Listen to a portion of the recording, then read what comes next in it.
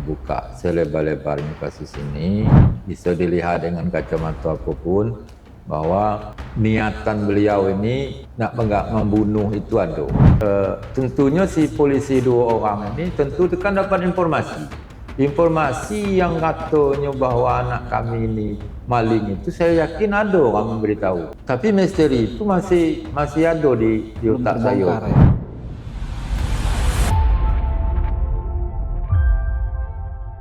Assalamualaikum warahmatullahi wabarakatuh, Tribuners. Ketemu lagi bersama Fadli di sini dan kita masih di Saksi Kata. Kali ini kita akan membahas kasus pembunuhan yang terjadi di wilayah Kumpe di Muaro Jambi tepatnya, Tribuners. Di sana ada kasus seorang anak itu tewas di dalam sel yang ternyata setelah diselidiki dilakukan 2 oknum polisi ini terbukti melakukan kekerasan terhadap anak tersebut di dalam sel. Nah sekarang untuk lebih jelasnya lagi ceritanya seperti apa, Fadli sudah kedatangan orang tua dari korban yang bernama almarhum Ragil ya Pak ya? Muhammad Ragil Al-Parisi. Muhammad Ragil Al-Parisi dengan bapaknya Bapak Ibnu? Bapak Ibnu Kasir. Bapak Ibnu Kasir. Nah beliau ini adalah ayah kandung dari si Ragil ya Pak ya? Nah, sebelum Fadli menanyakan kasusnya nih Pak, kita tarik ulur dulu ke belakang bahwa si Ragil ini karakteristiknya seperti apa Pak di keluarga? Ya, kalau si Ragil ini satu-satunya anak kami, anak yang terakhir, satu-satulah itu laki-lakinya. Anak kami ini, ya kalau kita kaget kata orang, kalau kita mengatakan anak kita baik, yang namanya anak zaman now. Tapi alhamdulillah walaupun demikian, anak kami itu yang jelas dari pondok. Oh, lulusan pesantren berarti? Ya. Meskipun ada sisi kurang baik, tapi alhamdulillah dia di masyarakat aktif, seperti jadi khotib, jadi bilal di masjid. Bahkan sebelum almarhum meninggal, dia sudah membawa jadi khotib, jadi bilal. Jadi bilal di masjid ya. Di kampungnya Pak di kampung. Oke. Terus untuk kesehariannya apakah memang sering main keluar atau dia lebih banyak di rumah Pak? Ya kadang-kadang kita di rumah. Yang namun kan anak muda kadang di rumah, kadang keluar juga. Kadang juga ikut pamannya, ikut ini cari emas seperti yang ada di kampung tuh. Pekerjaannya berarti dia sering ikut pamannya keluar. Ikut pamannya, ikut iparnya kan. Nah sekarang kita ke kasusnya yang terjadi ini Pak. Ini kan di pemberitaan ini diberitakan bahwa si almarhum Ragil itu mencuri laptop di sebuah sekolah ya, dan kemudian ditangkaplah sama 2 oknum polisi dan kemudian dipukulin akhirnya meninggal di dalam sel Polsek Kumpe. Dari versi Bapak seperti apa kronologinya? Nah begini, kalau anak kami itu dituduh maling, ya. Tapi setelah saya selusuri langsung dengan kepala sekolah, setelah meninggalnya anak kami almarhum Muhammad Ragil Al-Parisi, saya pagi Jumat saya terus bergegas ke sekolahan. Jangan ada berita simpang siur yang sebenarnya terjadi. Di SD Tanjung Hulu itu memang ada kehilangan. Itu laptop, infokus, sama gas.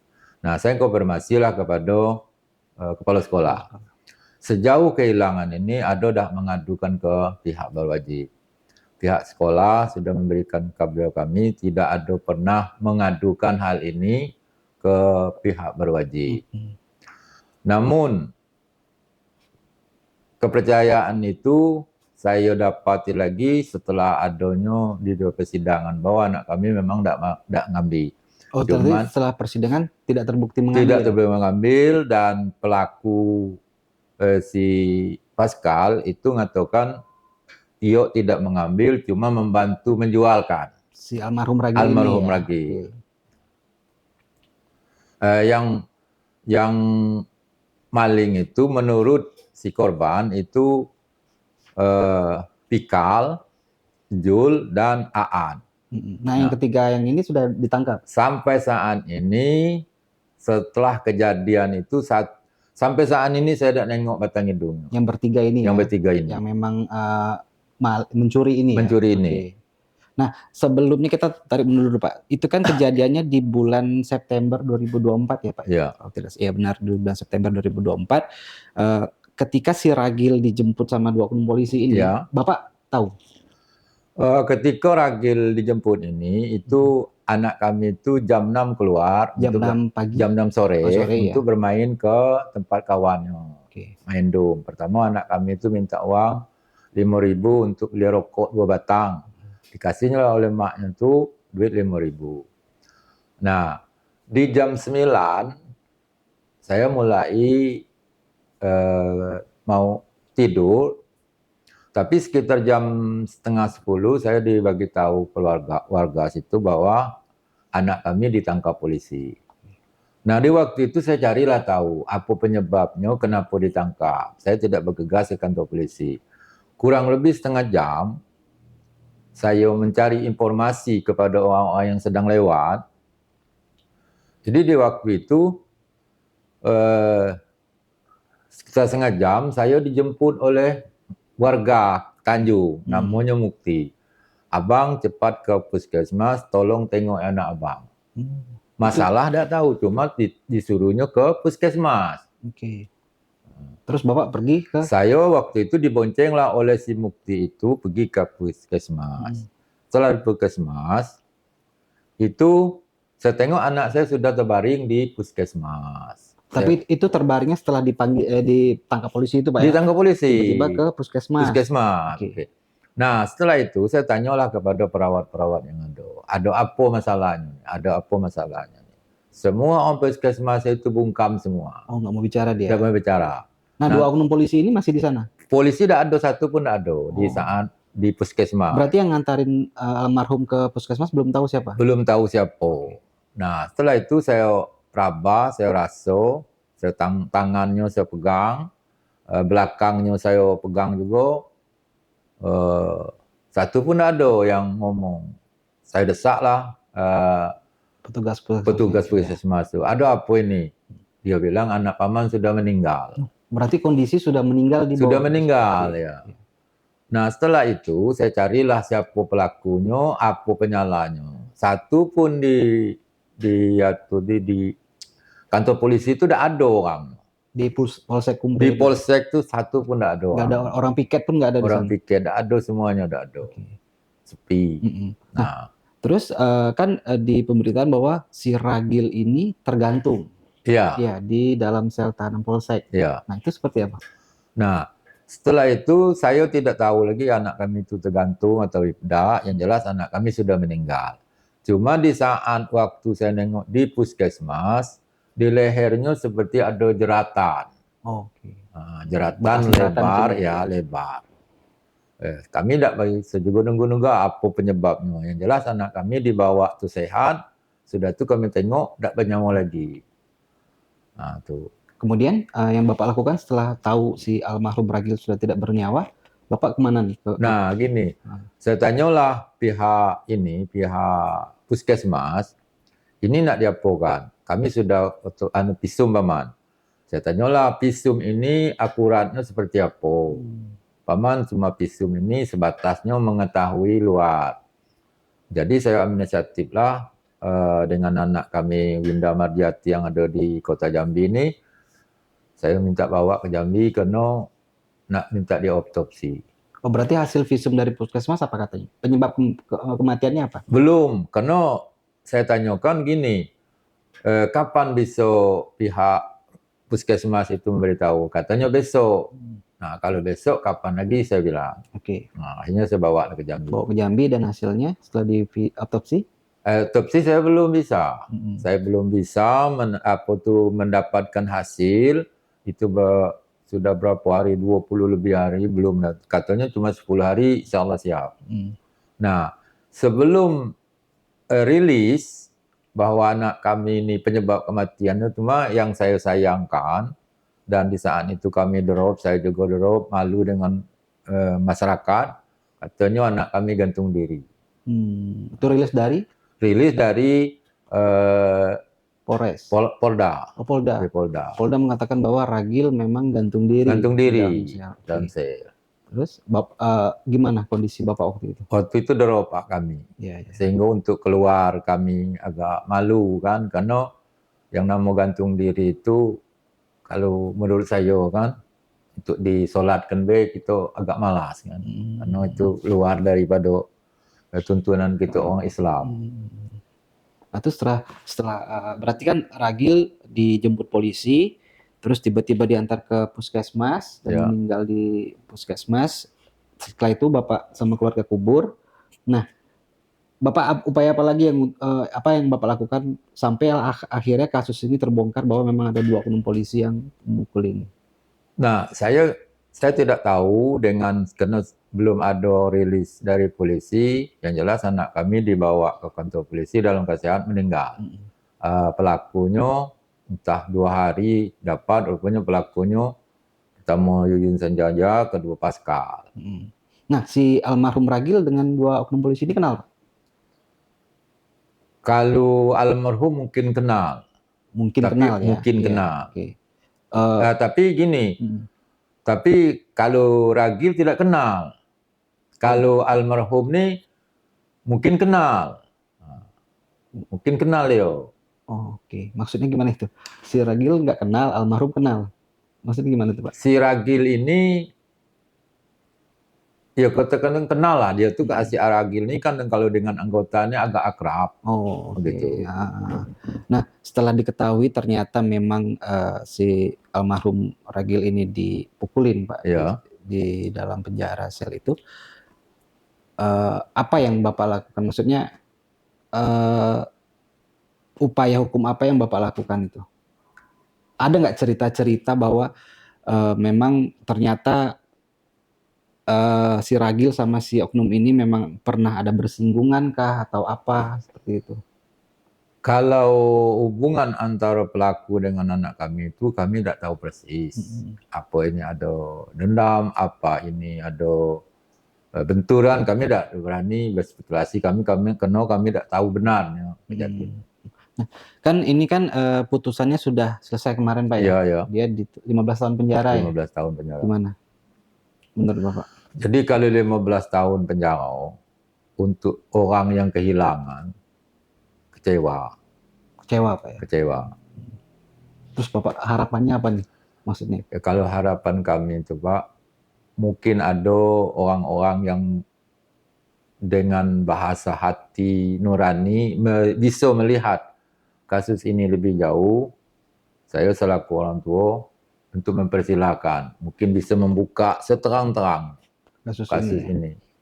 Ada yang janggal nggak sih Pak? Dari kan rekonstruksi segala macam. Nah, kalau masalah kejanggalan-kejanggalan itu kita tidak mencari, cuman kita melihat di lapangan.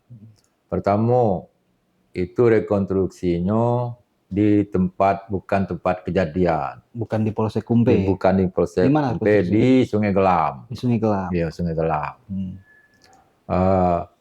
Selanjutnya, di dalam fakta persidangan itu yang maling itu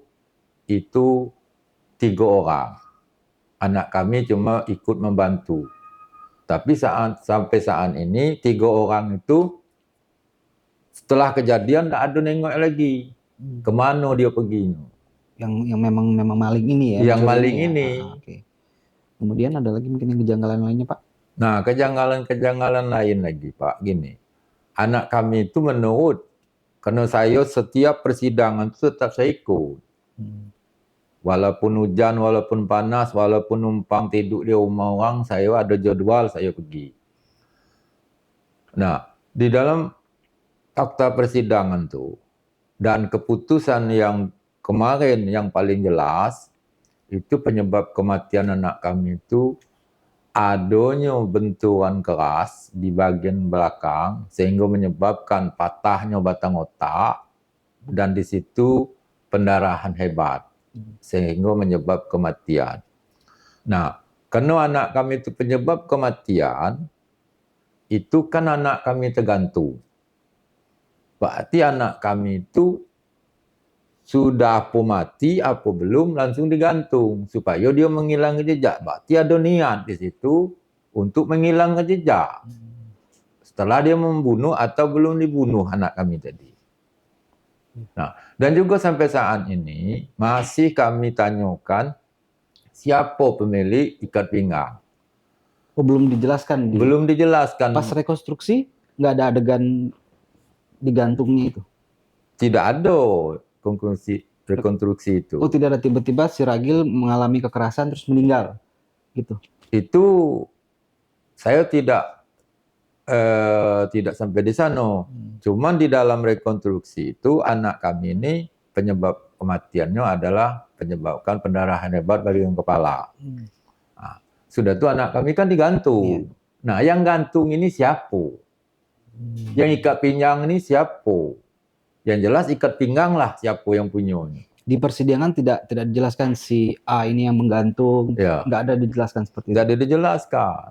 Oke. Terus bagaimana sekarang? Apakah keluarga masih, kan sekarang sudah putusan nih Pak, 15 tahun. Nah, pastikan keluarga Bapak sendiri kalau saya tangkap tidak begitu puas lah dengan hasilnya ini. Apa yang akan upaya yang Bapak lakukan sekarang ini Pak? Saya kalau terbuka bagi siapapun yang ingin membuka selebar-lebarnya kasus ini, bisa dilihat dengan kacamata apapun, bahwa karena niatan beliau ini nak membunuh itu ada. Apa pasalnya dia Pasalnya membunuh itu kan tentunya ada ininya, ada penyebab, ada masalahnya.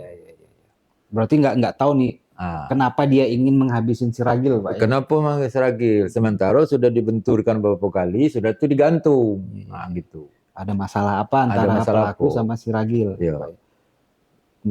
Kemudian Pak, yang kita balik ke belakang sedikit, tentunya si polisi 2 orang ini tentu kan dapat informasi. Informasi yang katanya bahwa anak kami ini maling itu saya yakin ada orang memberitahukan. Tapi misteri itu masih ada di otak saya. Siapa yang ngadu? Sementara kepala sekolah sudah saya hubungi, tidak pernah mengadukan. Bapak kan memakai pengacara nih, sudah pernah konsultasi dengan pengacara seperti itu? Saya untuk hal itu tidak ada, Pak. Karena pertama saya kan tidak tahu dengan persoalan hukum itu seperti apa jalannya. Berarti Bapak selama ini mendampingi kasusnya di persidangan, Bapak nggak pernah ada kekuatan tuh. Itu salah, ini nggak benar, ini menyangkal dari hasil persidangan, Bapak pernah? Saya udah berani, Pak. Karena kan ada jaksa di situ. Saya kan diberitahukan tidak boleh banyak cerita. Tidak boleh banyak omong. Jadi apa nak saya omongkan? Sementara kami kan masih dalam persidangan. Kaget salah pula tindakan. Ada beberapa kali orang rumah saya marah kepada saksi itu bukan main ributnya. Marahnya karena? Marahnya gini, tidak boleh ngomong. Sementara saksi yang dihadirkan itu tidak sesuai dengan kejadian. Nah, akhirnya orang rumah tuh dimarahi oleh jaksa, hakim. Nah, kan sekarang ini udah 15 tahun diputus. Selama persidangan pun Bapak ngikutin terus nih. Iya.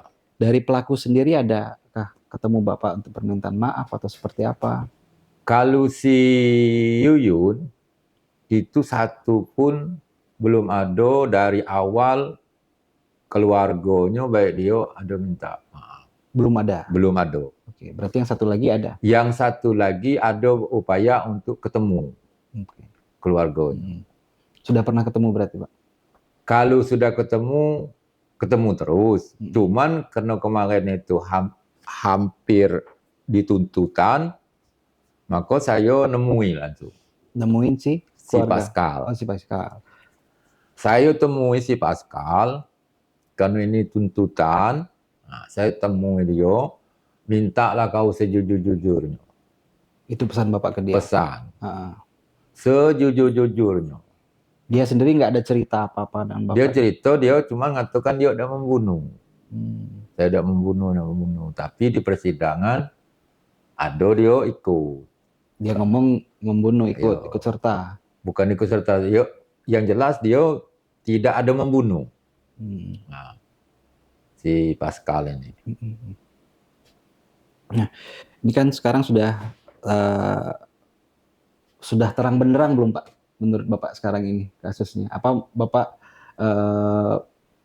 masih mau mengupayakan lagi untuk keterbukaan cerita aslinya seperti apa gitu? Kalau harapan saya lah Pak. Ya, harapan Ya. Bapak apa? Supaya kasus ini terbuka lebar, terang benderang, agar mungkin bisa sedikit mengobati kesedihan kami itu. Karena orang kehilangan itu tidak mungkin lagi Pak ketemu. Kalau harta, barang, bisa mungkin saya cari. Anak saya dihukum juga seumur hidup, mungkin bisa saya ketemu. Karena apa? Satu-satunya harapan kami untuk masa tua, itulah anak kami. Dan kedua, apapun yang saya lakukan sekarang ini Pak, rasa-rasanya tidak ada arti lagi. Maksudnya? Karena gini, kita kerja kan untuk anak, kita kerja untuk masa depan. Kalau sekarang ini Pak, hampir setahun ini saya tidak tentu lagi. Sehingga makan, saya tidak tentu makan lagi. Tidur saya kadang yang waktu setelah kejadian itu mungkin sekitar 4 bulan saya tidak tentu lagi. Sudah ini ya Pak ya? Iya sudah Kacau lah intinya. kacau. Iya. Meninggal dengan yang cara tidak baik, terus juga ceritanya juga tidak benar, tidak mengenakan. tidak mengenakan. Mungkin kondisi ibunya Ragil gimana sekarang, Pak? Begitulah Pak yang namanya dengan anak kan. Kalau dah istilahnya tuh bisa kita redam tuh mungkin stres juga Pak. Sehingga untuk meredam kestresan dia tuh, selama anak kami ini meninggal, insya Allah setiap Jumat kami ke kuburannya untuk mendoakan. Ada lagi Pak yang ingin disampaikan? Nah, saya berharap juga Pak, mungkin ada pihak yang bisa membantu kami untuk mengungkap kasus ini dengan terang benderang. Saya persilahkan. Karena hakim, saya terima kasih juga dengan hakim dan jaksa, dia menuntut dengan semaksimal mungkin 15 tahun sesuai dengan pasal yang sudah ada. Tapi walaupun demikian, karena saya yang mengasuhkan, saya yang menjalani, saya yang melihat langsung kejadian ini, saya tidak puas. Mungkin ada bisa diungkap lagi kasus-kasus ini, saya persilahkan. Oke, terima kasih Pak udah datang ke Tribun Jambi. Ya. Mudah-mudahan apa yang menjadi harapan Bapak bisa tercapai dan terwujud. Dan kami segenap keluarga Tribun Jambi juga turut belasungkawa Pak atas meninggalnya Ragil. Dan mudah-mudahan Tribuners kasus-kasus seperti ini tidak pernah terjadi lagi dimanapun dan kapanpun Tribuners. Demikian saksi kata pada hari ini. Sampai ketemu di saksi kata berikutnya. Assalamualaikum warahmatullahi wabarakatuh. Bye-bye. Download Tribun X sekarang. Menghadirkan lokal menjadi Indonesia.